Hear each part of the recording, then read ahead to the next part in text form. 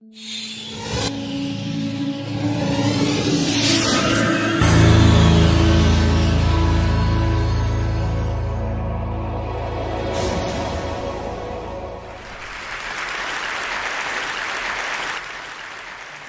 I do, and everything I do professionally, my life, has been shaped by 7 years of work as a young man in Africa.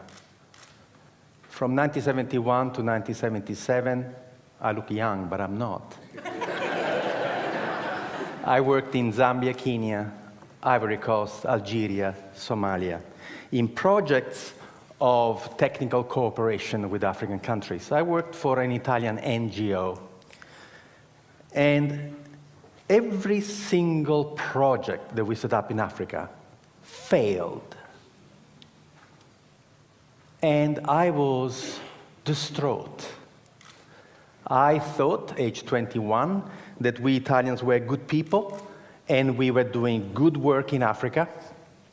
Instead, everything we touched, we killed. Our first project, the one that has inspired my first book, Ripples from the Zambezi, was a project where we Italians decided to teach Zambian people how to grow food.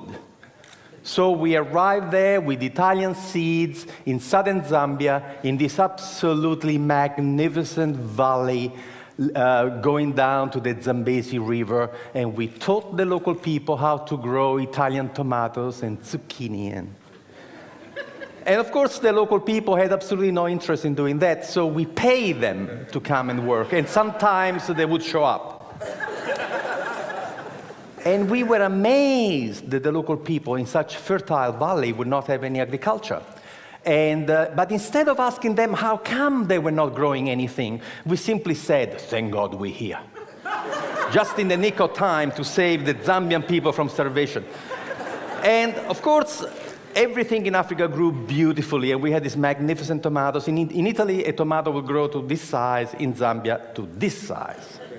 And we could not believe. And we were telling the Zambians, look how easy agriculture is. When the tomatoes were nice and ripe and red, overnight, some 200 hippos came out from the river and they ate everything. And we said to the Zambians, my God, the hippos! And the Zambians said, yes, that's why we have no agriculture here.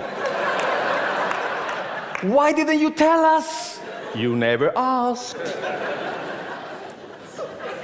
I thought it was only us Italians blundering around Africa, but then I saw what the Americans were doing, what the English were doing, what the French were doing, and after seeing what they were doing, I became quite proud of our project in Zambia, because you see, at least we fed the hippos.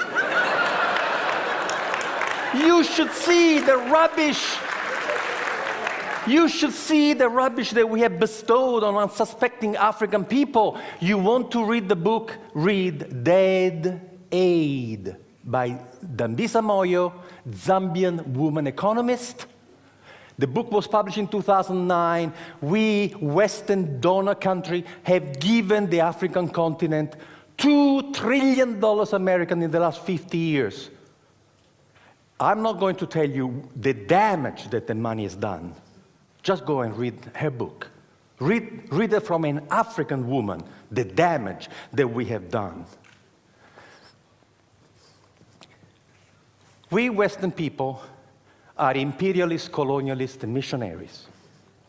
And there are only two ways we deal with people. We either patronize them or we are paternalistic. The two words come from the Latin root pater, which means father. But they mean two different things. Paternalistic, I treat anybody from a different culture as if they were my children. I love you so much.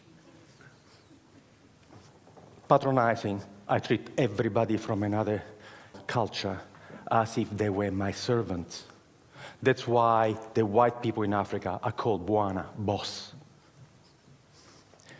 I was given a slap in the face reading a book, Small is Beautiful, written by Schumacher, who said, Above all, in economic development, if people do not wish to be helped, leave them alone.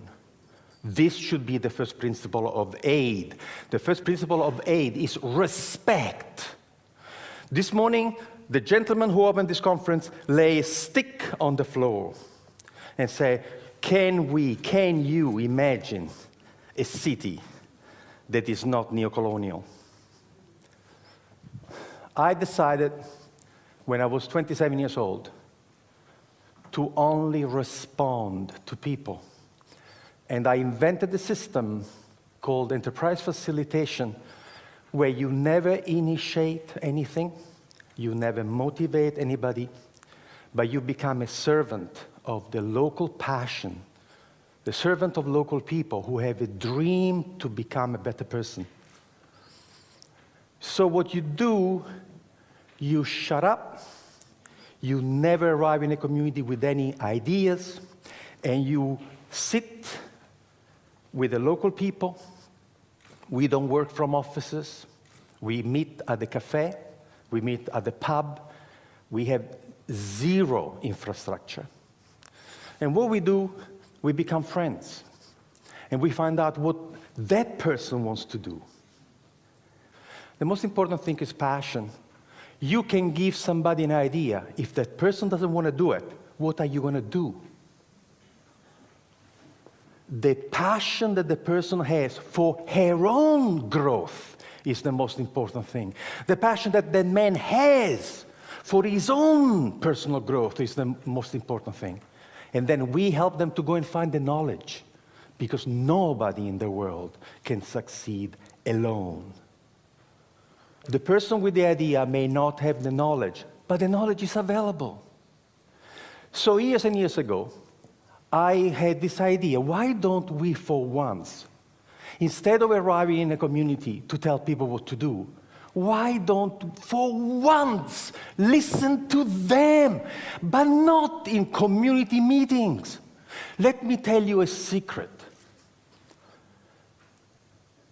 There is a problem with community meetings. Entrepreneurs never come. And they never tell you in a public meeting what they want to do with their own money, what opportunity they have identified. So planning has this blind spot. The smartest people in your community, you don't even know, because they don't come to your public meetings. What we do, we work one-on-one. And to work one-on-one, you have to create a social infrastructure that doesn't exist. You have to create a new profession. The profession is the family doctor of enterprise, the family doctor of business, who sits with you in your house, at your kitchen table, at the cafe, and helps you find the resources to transform your passion into a way to make a living.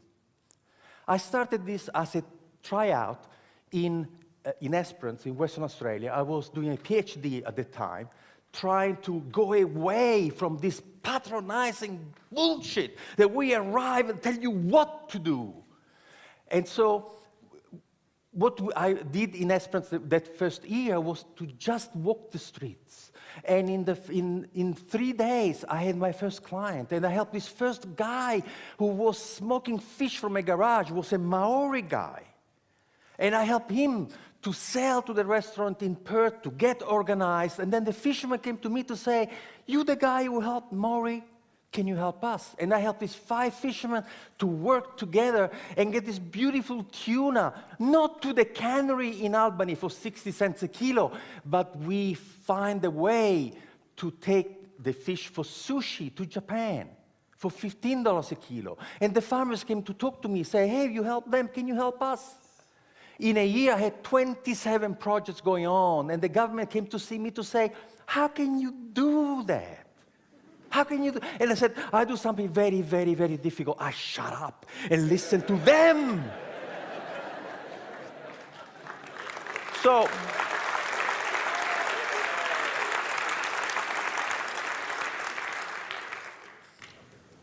the government says, do it again. We've done it in 300 communities around the world. We have helped to start 40,000 businesses. There is a new generation of entrepreneurs who are dying of solitude. Peter Drucker, one of the greatest management consultants in history, died aged 96 a few years ago. Peter Drucker was a professor of philosophy before becoming involved in business. And this is what Peter Drucker says: planning is actually incompatible with an entrepreneurial society and economy. Planning is the kiss of death of entrepreneurship. So now you're rebuilding Christ Church without knowing what the smartest people in Christ Church want to do with their own money and their own energy. You have to learn how to get these people to come and talk to you. You have to offer them confidentiality, privacy. You have to be fantastic at helping them. And then they will come, and they will come in droves. In a community of 10,000 people, we get 200 clients. Can you imagine in a community of 400,000 people, the intelligence and the passion? Which presentation have you uploaded the most this morning? Local, passionate people. That's who you have uploaded. So what I'm saying is that entrepreneurship is where it's at. We are at the end of the first industrial revolution, non-renewable fossil fuels, manufacturing, and all of a sudden, we have systems which are not sustainable. The internal combustion engine is not sustainable. Freon way of maintaining things is not sustainable. What we have to look at is at how we feed, cure, educate, transport, communicate for 7 billion people in a sustainable way. The technologies do not exist to do that. Who is going to invent the technology for the green revolution? Universities, forget about it. Government, forget about it. Would be entrepreneurs, and they're doing it now. There's a lovely story that I read in a futurist magazine many, many years ago.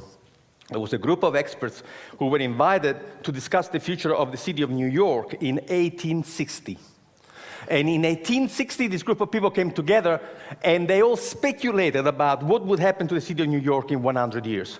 And the conclusion was unanimous. The city of New York would not exist in 100 years. Why? Because they look at the curve and say, if the population keeps growing at this rate, to move the population of New York around, they would have needed 6 million horses. And the manure created by 6 million horses would be impossible to deal with. They were already drowning in manure. So 1860, they are seeing this dirty technology that is going to choke the life out of New York. So what happens in 40 years' time, in year 1900, in the United States of America, there were 1,001 car manufacturing companies. 1,001. The idea of funding a different technology had absolutely taken over. And there were tiny, tiny little factories in backwaters, Dearborn, Michigan, Henry Ford.